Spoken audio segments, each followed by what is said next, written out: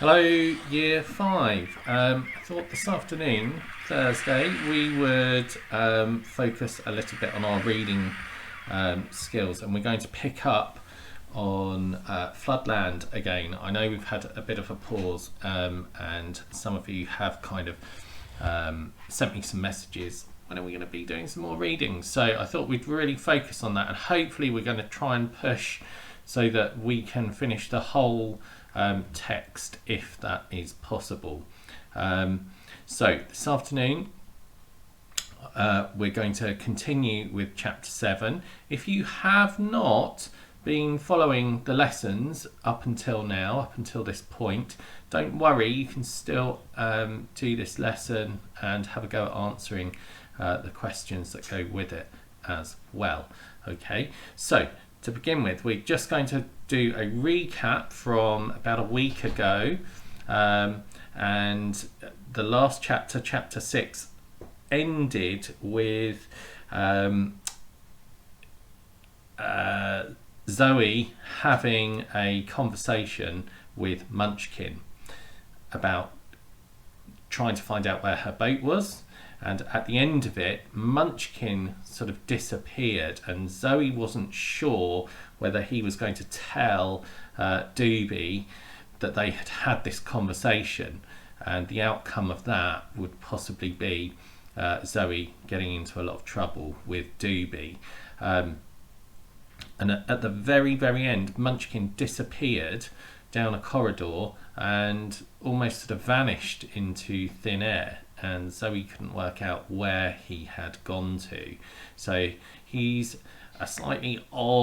becoming a slightly odd kind of character, with a bit of mystery surrounding him. Okay, so this is how it ended. If Munchkin told Doobie what she'd asked, she'd be in big trouble. She could only hope that he would keep it to himself.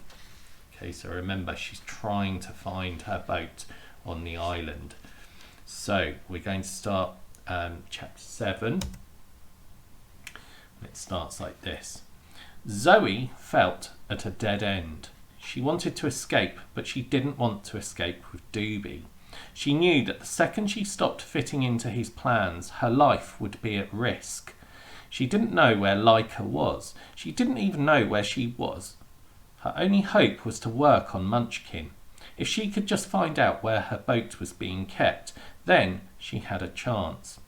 In the meantime, she decided to at least try and find out where the island was. Then her compass would be of some use when she came to get away. There was only one person Zoe felt like talking to: William. And Doobie had said William knew everything there was to know, so she went looking for him. He had also said William was mad, but Zoe had a few choices. As she went, she saw Munchkin creep out from Doobie's room. She hoped he hadn't said anything to Doobie, that she'd asked about her boat. She had been stupid to say anything at all. Munchkin could have told him everything by now. The island was small anyway. She'd find her boat soon enough by herself, given the chance to look for it. And when she did, she wasn't going to hang around. She found William sitting alone, as usual, in one of the side chapels. The multicoloured light from a stained glass window fell across his face. He looked like something from a stained glass window himself. Fortunately for Zoe, he was in one of his more normal moods. He was reading a battered old book. Its cover was torn, but the rest of it seemed all right. "Hello again, Zoe," he said. He patted the stone bench. She sat down next to him, but he kept on reading. Zoe tried to think of something to say to get him talking. "What are you reading?" she said. This is my favourite book," William said. Zoe was getting nowhere. "Why?" she asked. "Oh, well, the man who wrote these poems has the same name as me, see? Funny, isn't it?" He went on reading for a moment, then suddenly shut the book. Zoe jumped. "So, what can I do for you?" William asked. Zoe sighed with relief. How do you know I want something? People generally do, when they come to talk to you. No time for small talk, is there? No, said Zoe. I suppose not. Well? Well, it's just that I don't know where I am. I don't know where my parents are, or even if... And I don't know what to do about Doobie, and I don't know where my boat is. Right, said William. I see. I mean, I'm just fed up. Why does everything have to be so difficult, so scary? Said William. I mean, why is this even happening? What? The sea rising. Well, I thought I told you about that the other night. Zoe paused. Not wanting to offend him, she said, Oh, I know, but I mean, when did it start? Will things always be like this? Ah, said William. Well, Zoe, it started a long time ago. I was about your age, I suppose, when it began. Back then, you could walk from here in any direction for 50 miles and not meet the sea. Have you lived here all your life, then? Of course, said William, as if it was obvious. But Zoe knew that a lot of people must have come and gone, been made to come and go on the island in that time.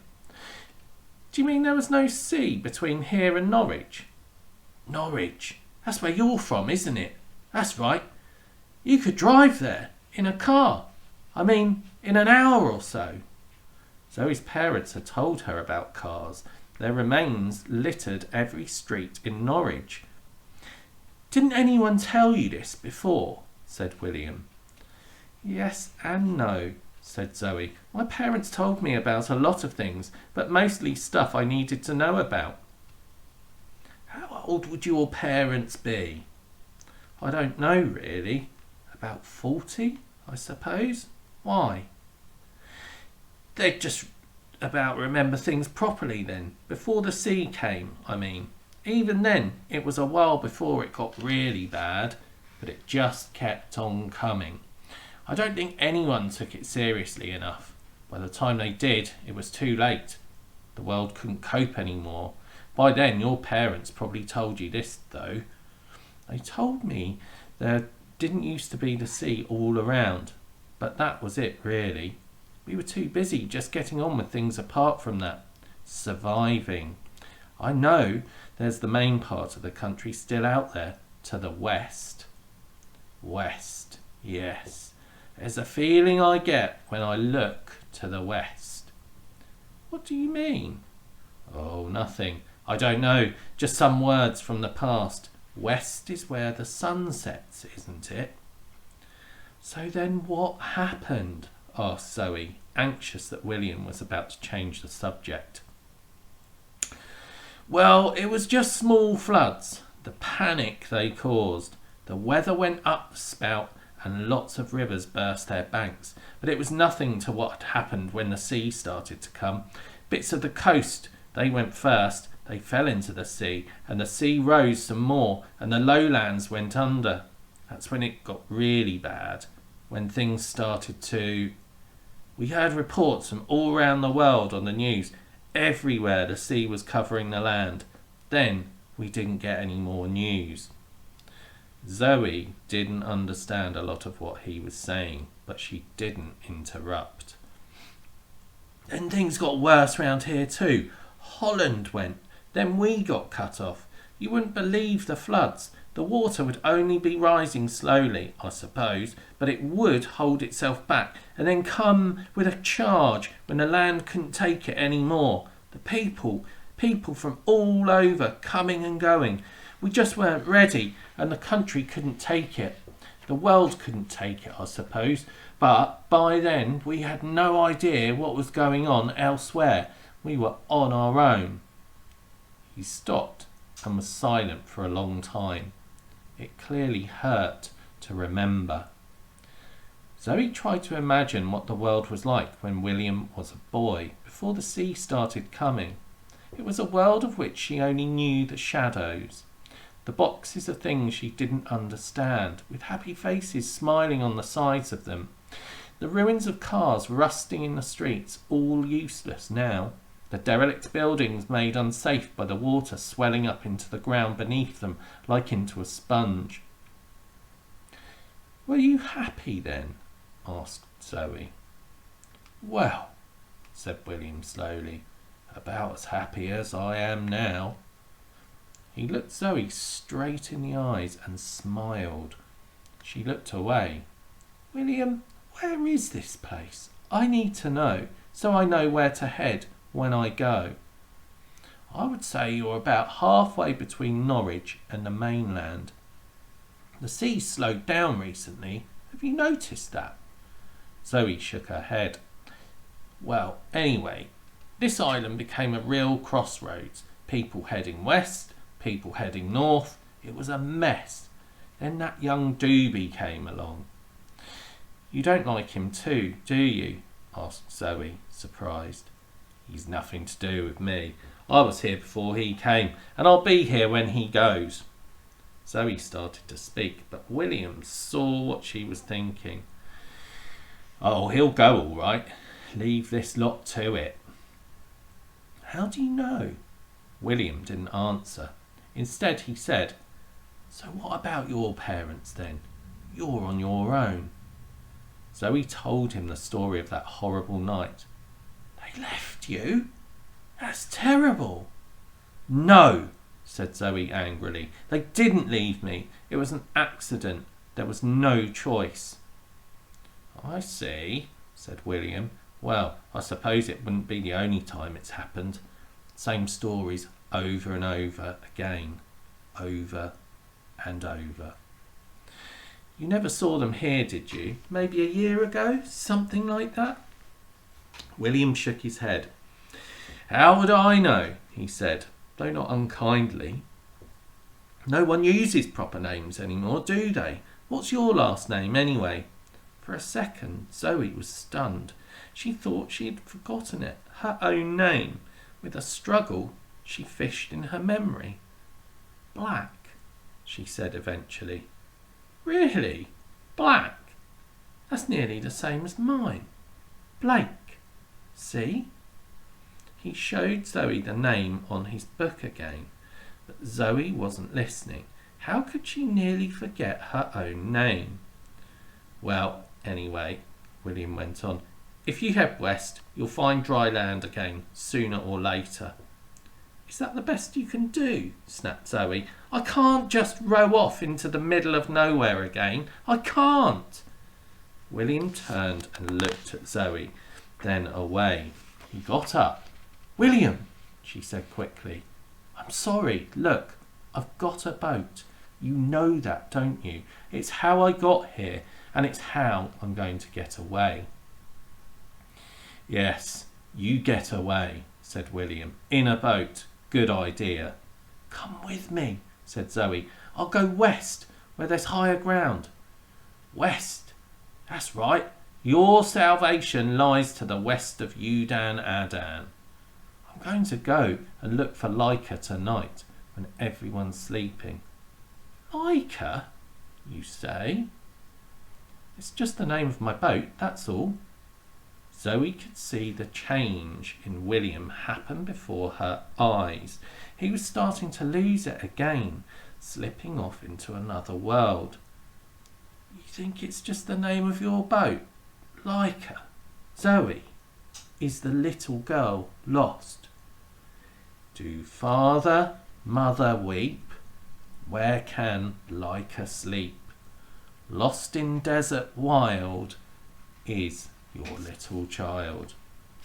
"William, you're not listening. Come with me. I'll get you out of here." He looked at her sharply. "Why would you want to do that?"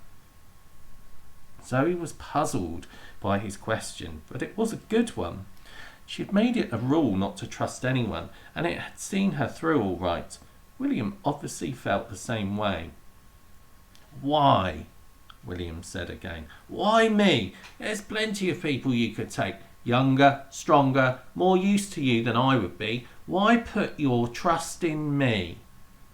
I don't know, said Zoe. I just want to.